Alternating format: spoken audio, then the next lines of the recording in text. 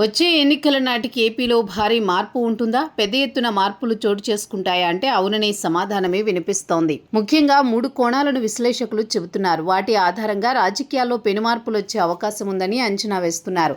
ఇప్పటి వరకు ఉన్న రాజకీయాలు పూర్తిగా మారే అవకాశం ఉంటుందని చెబుతున్నారు. దీనిలో ప్రధానంగా కొత్త పార్టీల ప్రభావం కూడా ఉంటుందంటున్నారు.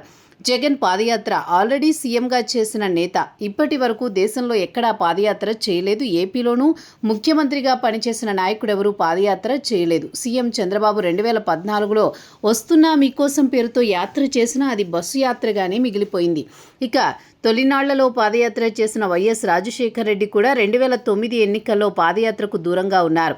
కానీ తొలిసారి మాజీ ముఖ్యమంత్రి పాదయాత్ర చేయడంతో మార్పు వచ్చే అవకాశం ఉంటుందంటున్నారు.